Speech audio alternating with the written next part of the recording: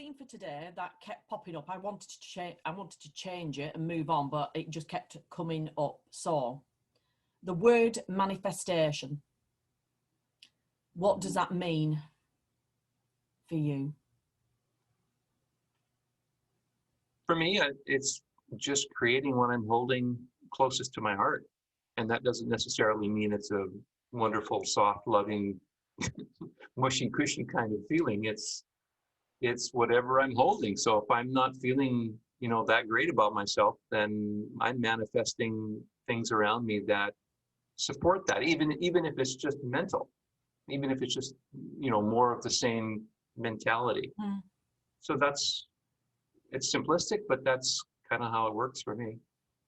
I like that simplicity. Now, this is where that simplicity, when they make documentaries or films, especially over the past decade, it would have been nice if they'd put that simplicity in there, because it reminds me of going back to the times of The Secret, the book, the film, and then it was all getting very confusing because everybody just focused on the materialism and the money side of things. And then I remember watching the video and going, well, I see what they're saying, but they're still not explaining, A, B, and C. It was almost like that. And what I observed over the next decade was trying things myself, doing things myself, not being successful, people then using it as a career or a business to like, now you can manifest, create your own dreams. And then I'd fall into using this terminology. And then you can do all these things, and it's not always the reality. It's to understand, what are you manifesting? What is the intention behind the manifestation? Because that's pretty helpful. The intention, the original core essence. Not that you might want more finances. For what? Have you done the work on yourself of why you might not be in that situation? It's not always just about dreaming, writing things down, because people then become attached to an outcome again, instead of just sending it out, smiling and loving it in the way you're meant to. I'm sure we can give some examples. And then just letting that be. I think the reality is most people don't, because people always, sadly, because of the evil, has always focused on money, income, to pay the way, to do things, getting frustrated, not achieving.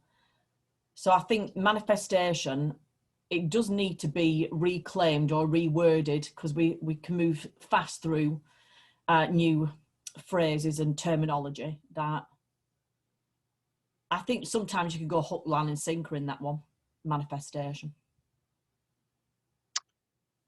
Wow. What you said there all of a sudden created a huge download. I'll give you an example of related to manifestation that's present for me right now. When I jumped in on the call, and you said it was going to be just you and I, probably, although we'll see if anyone else shows up, and here it is, just you and I. And I'm going, oh, that means I'm on the spot. Like, it's, if you're not talking, then I'm going to be talking. And what am I going to talk about? And then all these things start, going in through my brain, and I'm going, what if people find out that I'm really an extremely boring person and I have a very unexciting lifestyle? And I could just hear that going. And then, the funny thing out of all of that was that I did have a quick thought, a quick reminder that basically said, okay, so just have it. Just have that thought. And it's okay. And if that happens, if you end up, Danushia and I just sitting here staring at each other with nothing to say, then so be it. You'll make the decision on what you want to do with it. But just that, last thing you said, all of a sudden, is all these things just popped into my head. I mean, I remember seeing The Secret, and when I saw The Secret, it was a little bit exciting, but at the same time, it did feel like it was just a very fancy promotion piece for all the people that were in the movie, as to, like you say, go on and talk to them individually and follow them and do everything that they teach so that they can, continue to do their businesses, because it seemed like they were all, doing private practices of some kind. Now, that's a bit of a negative thing, perhaps, but I did kind of feel that. And that inspired something in me, because when you mentioned money, one of the things that's bothered me, because I'm an e-commerce person, I tend to be focused on how am I going to bring in cash to survive, pay the bills, et cetera, everything that everyone else considers in their lives, I'm sure, especially if they don't have a job and they're looking at, okay, how are we going to do this? And I always loved the idea of being at home, working from the computer. I love technology, love computers, so I went down that path. And I went into into finding out how to become a person selling things and doing things on the internet. And what I discovered in the process was what I found for myself is I kind of got into a dark place with it. It seemed like everyone was trying to make cash and no one was giving a shit about you. Like, okay, you're a customer of mine. If you want to talk to me, you can send me a question and I can eventually get to it, or someone else in our group can answer it. But it lacked that connection. And that really bothered me. And one of the things that I've said to myself before is, wouldn't it be nice if we could go back to the old style of doing business where there was that human connection, that one-to-one, where I'm listening to you and I'm not trying to sell you like my handy dandy program, just follow it now, do all the instructions and you can have it all too. And then I never have a connection with you, like I get excited about the idea, sure, but I am a unique human being. I have certain unique qualities. My life is unique in some ways compared to other people. And so I have unique challenges, unique problems. You can't necessarily solve it just by a standard rote answer to a question that I can't articulate. And then even in a one-on-one call with a group of other people, they still don't really allow you to, a lot of them don't allow you to connect like we are right now in a Zoom call where I can actually talk to you and listen to you. Mm. So I thought, I would like to bring that back. If I continue doing business, as this paradigm shifts, if I continue doing business, I'm selling soaps right now through Amazon, which is very impersonal. I love the fact that it can be very, bang, bang, and a lot of money can roll through. But there is that not a connection there. And I thought, I'm going to create a website for myself, and I'm going to start small, where I'm going to commit and focus on having like a club of maybe 100 people, and then getting to know each one of those people.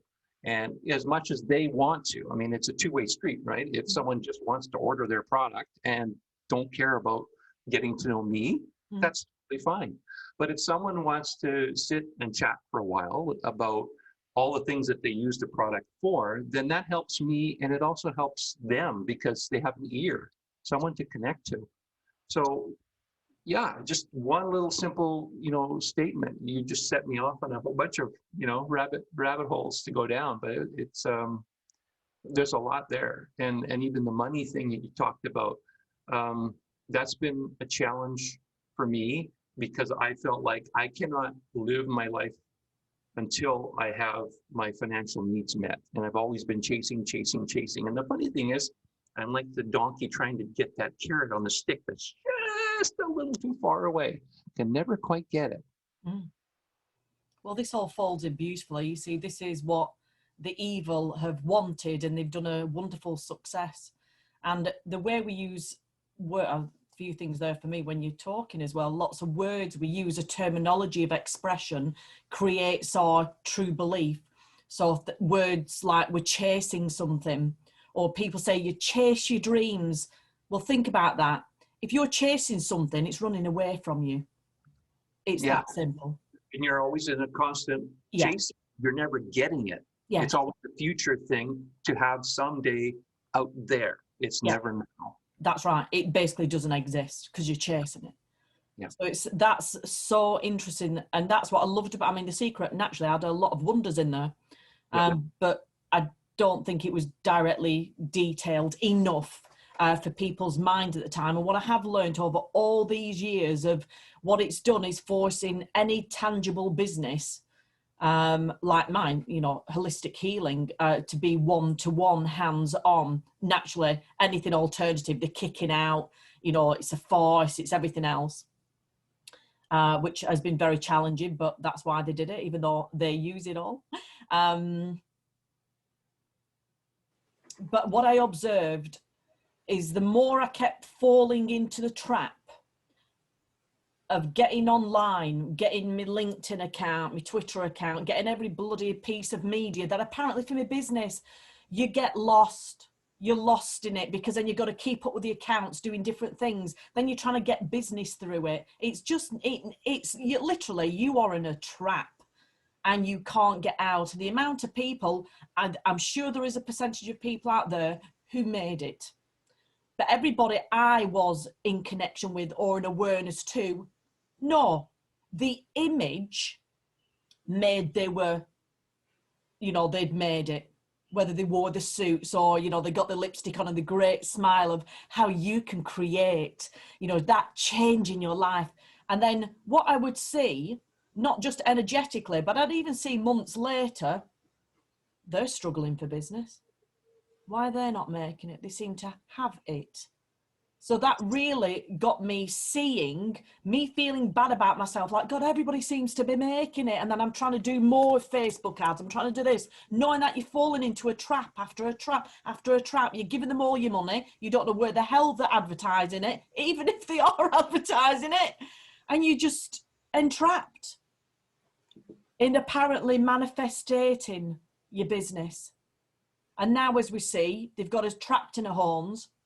Shops closing left, right and centre, people not having the businesses going, buildings empty. And this is where I see it goes back to the beginning. It goes back to the way of you work locally, you get to know your people. People get to know of you in your village, in your town, you know, whether you're a shoemaker, whatever that is. That, well, we want to support, because you always say support local. Oh, you mean you support the local cooperations? No, it's the local people.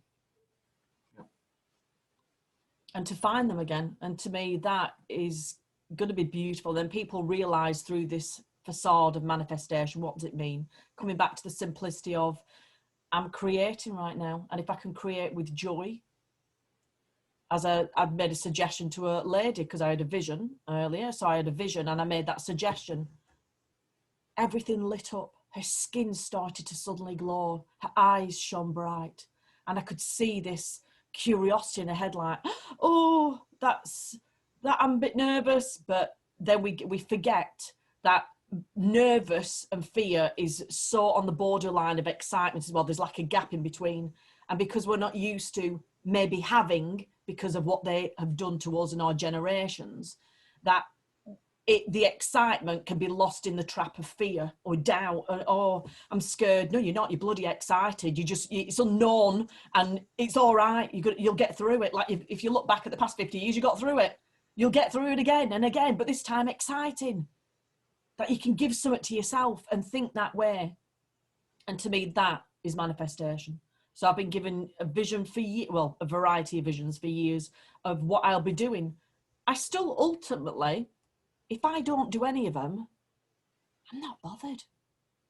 Because I will be doing whatever I'm meant to be doing. But if I do those big visions, I'm really excited. And it just keeps getting closer and closer. And realising that I didn't really need to have done all the vision boards and really focused in on them. And then when it didn't happen, feel like I'm falling apart and it's never going to happen. And no, things do happen if they're meant to. Yeah, absolutely. I've heard it said that, you know, if you look at fear as this side of the hand, excitement is the backside. You know, they're just part of the same thing. Mm. It's just what you're looking at. Yes. And I definitely resonated with that for sure. A couple of things in there for me, but in some ways, like there's been all this talk, of course, that we're shifting into a new paradigm, and that everything will be different, uprooted, completely transformed. And I am getting pictures and visions of what that'll look like.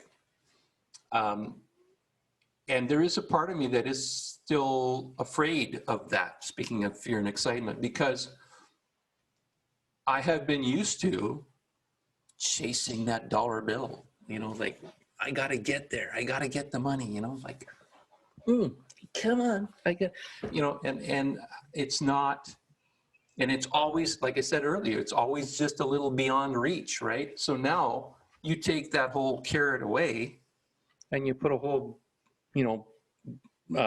barrel full of carrots in front of me where I can actually dig my face into it.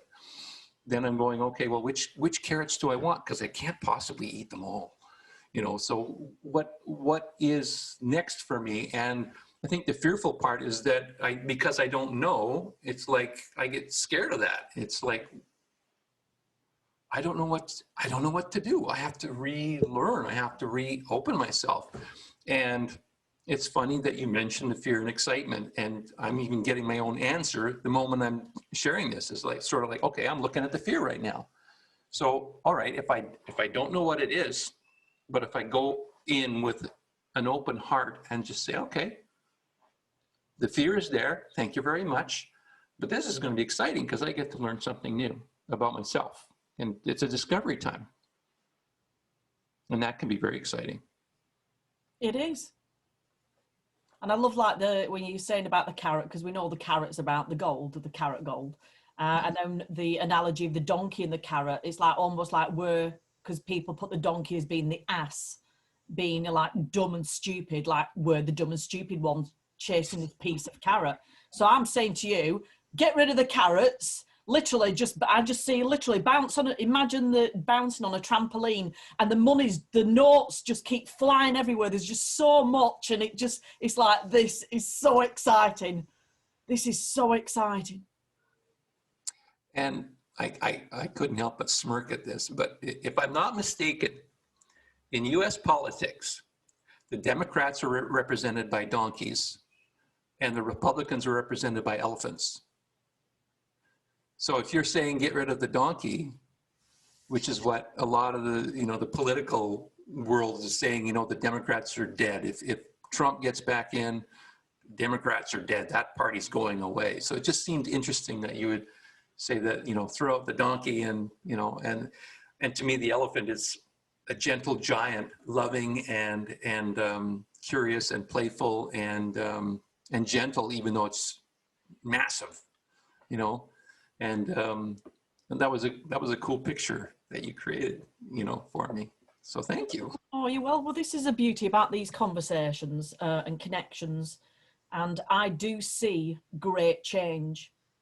I've seen it for such a long time. I never knew exactly how it would arrive or in which sense, but I kept seeing them. I also saw a lot, and still do see a lot of unpleasantness against the equality of the magic, because there are so many things going on still around the world. So I'm in those moments, and I send what I am meant to or connect within that time. Even more appreciation of where I'm at and where this planetary alignment, this connection, this consciousness is going. Yeah. People are just expecting that everything's just going to be black and white one way. No, we've seriously got, all I know is another decade, another 9 to 10 years before it feels like a breath of fresh air. Like, wow, if we go back 10 years looking at what we've been through, we've got so much to go through. There are so many billions of brains thinking a certain way. There are so many layers. If you look at a ladder, there are so many steps, and everybody's at a different step. Some people have got off the ladder and they're on a ledge going, come on, let me help you up. There are so many different parts of us. And a simple analogy would be like, imagine a hospital. We've had the bog standard hospital and it's still one doorway. Let's say that doorway still exists and that hospital still exists. And then you've got the alternative medicine people and the healers all in this direction. and then you've still got the 3D pharmaceutical. Imagine that you two people opposite walk through. Well, that alternative will just walk through, you know, whoop, got my appointment, going through, excited. The 3D person would be like, you know, the head would turn. Why have they gone that way? Then they'd notice the sign. Ooh, then they'd be thinking, oh, that's rubbish, that. But what if they kept going to the hospital, and on the 6th visit, they see 20 people going in there, but they're still the only one in, and there's only like they're sat in the waiting room. At some point, they're going to click going, there's more people going there. What's that? And maybe they're fearful, and they will go to the reception desk and just say, you know, what is here? What do you have here? I have a friend who's, yeah, that's what they usually do, right? Yeah. I have a friend I used to do that as well. Yeah, I did that as a teenager. I've got a friend. Yeah. So, but that's a beauty about it. And that is an extreme. And to look at it that maybe that hospital building will have better uses, but we still have to go through a process which is still challenging. You may have, if this just saw and so whatever that is, if that occurred, do you think still having all the money in the world means anything when you're walking past people broken, businesses down, people still wearing masks, still in shock, not believing, many other people happy, joyful? We're still going to be in a world that we have to adapt to. We don't know what it's like. We're in it now. Every moment of every day, we're still observing, sensing, knowing, and coming back to ourselves. It's the only way we can continue to do so. Yeah, that is true. I definitely feel a sense of agreement that, you know, like I've thought about, you know, what would it be like when some of that dark stuff is gone, that's been sort of controlling us and manipulating us, and we have this new world, and yet there's so much of the old ways of thinking and processing and believing and acting and so on. How will we adjust to that? And when I think of, like you said, all of the billions of people in the world, and everyone's at different levels, you know, some will find it probably delightful and an easy transition because they've already, you know, gone along that path a fair distance. But for others, it'll be a huge shock and a major adjustment, and probably very scary. And when I step back and try to think about that, I think it's just too grand a picture for me to realize and put in my brain and try to figure out. It's not a mental thing to figure out. No. And it can't be, and it won't be resolved or solved that way. And that's a 3D way of doing it anyways, because, you know, mental, I think, is a lot of what the 3D is all about. So to me, there's a certain level of trust, a certain level of faith that that there's going to be a need, you know, for people to be able to adjust, to have other people help them. And that's where I see the excitement, because there's part of me that says, I think I'm going to be, even though I can't quite even see it yet myself, it's more of a feeling, but I think I'm going to be a bit of a teacher or a guide or a support person, you know, to help along the way. And that will also be sort of in correlation with what I spoke about earlier, about that human connection. And I haven't had a lot of that human connection in this paradigm. You know, I've said it many times already in past videos, so I won't go into any long song dance, but basically I chose, whether consciously or unconsciously at different times, to spend life mostly by myself. And there were times I definitely feel like it wasn't my choice, but it was. And, you know, it's just something that I've gotten used to. And now being, I think you said this in the last video you and I were both in at the same time, that crowds, I don't do crowds very well, like being in a crowd.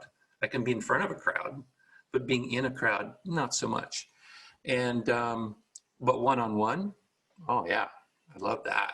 because then I can get a connection with a person, maybe even a small group if we're sort of all sort of aligned to a certain degree.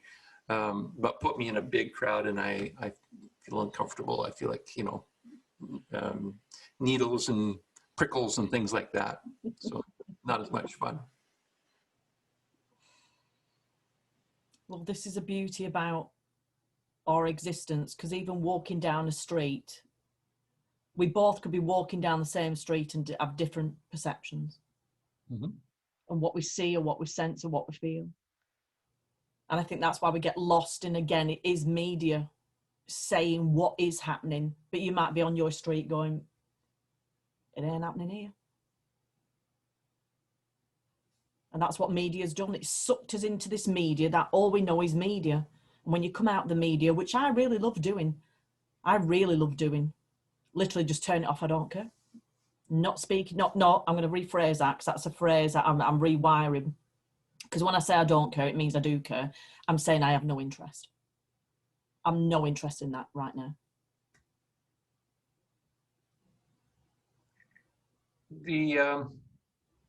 One of my favorite movies was The Truman Show. Yes.